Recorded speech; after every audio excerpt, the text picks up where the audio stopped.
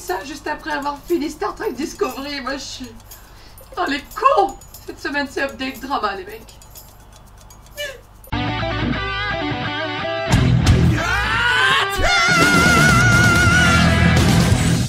Numéro 5.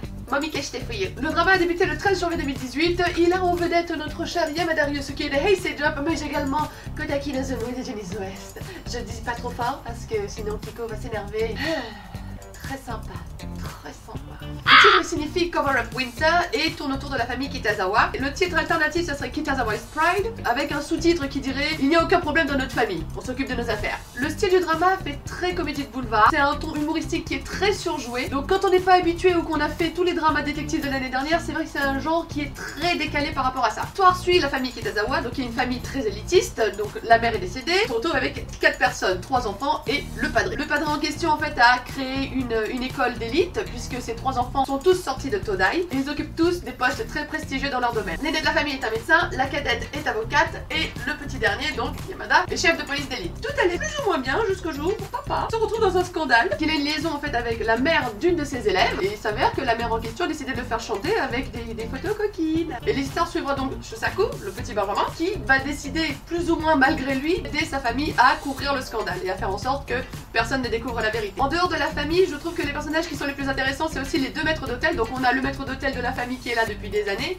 et on a son nouvel apprenti qui a démarré il y a très peu. L'histoire est plutôt bien ficelée, même si le premier épisode, je trouve qu'il y a un peu des longueurs. La façon dont c'est terminé et les épisodes suivants, c'est quand même très rondement mené, et personnellement j'ai beaucoup aimé. Ça et le fait qu'on voit Yamada sous la douche à chaque épisode.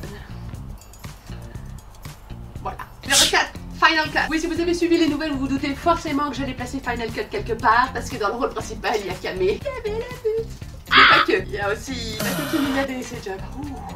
Cette réunion familiale, moi, ça me prend là. Rien que pour le cast, le drama il vaut la peine d'être vu. Voilà, est-ce que j'ai besoin de faire une review? Non, suivant. Allez, c'est parti. Final Cut en fait a démarré le 9 janvier 2018, et là le thème du drama est plus enquête, vengeance. Pour vous donner plus de détails, la mère du héros, Keisuke, a été accusée à tort d'avoir assassiné une lycéenne, et elle se fait persécuter par les médias, par son voisinage. Suite à toute la pression, elle décide de se suicider, et Keisuke, en grandissant, décide de se venger non seulement de toutes les personnes qui l'ont poussée à bout jusqu'à ce qu'elle se suicide, mais également de retrouver le véritable coupable du meurtre commis à l'époque. Donc le personnage de Yuya en fait va assister au personnage de Kame pour collecter des données sur les personnes concernées, faire un montage vidéo qui sera le final cut de ces personnes. Et une fois que le final cut est prêt, en gros il va les faire chanter et les menacer de révéler au monde entier tous les travers qu'ils ont commis. Ce qui est très intelligent, c'est que le mot final cut désigne également un logiciel de montage vidéo. Outre le fait que c'est du bonbon pour les yeux, je trouve que l'alchimie qu'il y a entre Kame et Takaki fonctionne très bien à l'écran, qui permet de s'attacher et d'avoir un peu plus d'empathie pour les personnages qui au final font pas quelque chose de très légal, mais bon, allez, ils partent d'un bon sentiment quelque part. Bon, tout ça pour dire que les médias, c'est de la merde, et que se venger, c'est pas bien non plus. Numéro 3, Erased. Un drama dont je vais parler maintenant, ça met pas en scène des Johnnies, mais il y a quand même du beau gosse. Et il faut que j'en parle. Parfois, il faut savoir étendre les horizons, donc on va étendre les horizons aujourd'hui avec Yuki, dont on avait déjà parlé dans l'update précédente. Erased en fait est sorti sur Netflix le 15 décembre 2017. Le style est encore plus dark que précédemment. Le thème mixe à la fois le surnaturel puisqu'il y a un voyage dans le temps, mais également le côté enquête policière et thriller. C'est quelque chose qui est très prenant et le surnaturel finalement a une très petite place qui est pas gênante parce qu'elle est incorporée de façon assez intelligente. Erased en fait est une adaptation en live action d'un manga qui s'intitule Bokudakega Inaimachi. Et le héros principal donc c'est Yuki Furukawa. Dans l'update précédent je vous avais parlé d'un drama avec Tama et Koyama et le troisième personne c'était Yuki. C'est aux antipodes, c'est-à-dire que Erased est quelque chose de très sérieux, de très dramatique, alors que le drama qu'il a fait précédemment, avec lequel moi je l'avais découvert, était très comique, très léger. Il a déjà pas le même look, il a pas non plus la même voix, et ça fait un peu bizarre au premier épisode, parce que quand t'as l'habitude de le voir en Shimon, tu fais qu'est-ce qui t'est arrivé? Et pour rester dans la même veine que Final Cut, toujours suite au décès de maman, qu'il va se passer un truc horrible. Le personnage en fait, Satoru, a une capacité à voyager dans le temps, mais c'est une capacité qui est non contrôlée. Ça va lui arriver de façon complètement aléatoire, et en général il remonte dans le temps pour pouvoir empêcher qu'un accident se produise. Jusqu'au moment où sa mère se fait assassiner, et là il va pas remonter de quelques jours ou de quelques heures, il va remonter 18 ans en arrière. 18 ans avant, en fait ce qui s'est passé, c'est que dans la ville où il était avec sa mère, il y a eu des meurtres en série des enfants. Quand je vous disais que l'ambiance était horrible, l'ambiance est horrible. J'en déduis en fait que le meurtre de sa mère est forcément lié à ce qui s'est passé à l'époque avec ses enfants, qu'il a une chance pour empêcher que toutes ces catastrophes arrivent, pour empêcher que sa mère se fasse assassiner. Il y a des conséquences qu'il maîtrise pas forcément à chaque fois qu'il modifie la timeline. Le drama est très prenant. C'est que là, l'ambiance elle est pas du tout joyeuse. C'est assez horrible, mais en même temps, la vie est parfois horrible, mon enfant, qu'est-ce que tu veux que je te dise? On peut pas tous les jours regarder Yamada sous la douche. Des fois, il faut regarder des choses un peu plus terre à terre. Numéro 2, To Dome no Kiss. Le titre signifie le baiser mortel, Kiss That Kills. Il a démarré le 7 janvier 2018. Alors, il n'y a pas forcément de Johnny's, mais il y a que des gueules connues. Par exemple, il y a Maken, qui jouait Toji dans Beach Girl. Kento Yamazaki, notre héros. Pour ceux qui ont regardé la version live action de Death Note. Et parmi les acteurs secondaires, il y a mon nouveau coup de cœur, Jun Shison. Il est magnifique cet enfant. Le héros, donc, qui est interprété par Kento Yamazaki, est un host dans un club de Tokyo et son pseudo c'est Eito. Toujours est-il que c'est un connard qui va extorquer de l'argent à tout ce qui bouge, et à tout ce qui bouge pas d'ailleurs. Il est sans scrupules et il décide de mettre le grappin sur une héritière qui vaut 10 milliards. Ça, c'est la partie immergée de l'iceberg.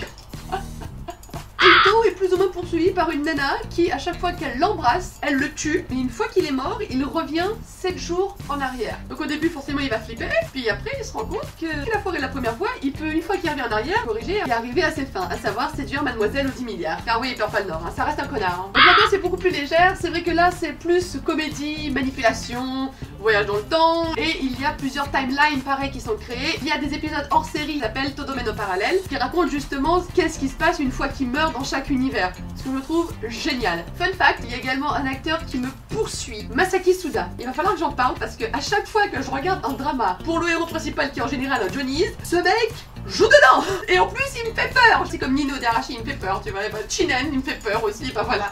Masaki Suda, il me fait flipper. J'avais regardé Assassination Classroom pour Yamada, il était dedans. J'ai regardé Pick and Grey pour Yuto, il était dedans. Je regarde To Dome no Kiss pour Kento Yamazaki, il est dedans. Ça suffit, Suda. Écoute, au bout d'un moment, il va falloir que je lui donne un peu ce qu'il veut, hein.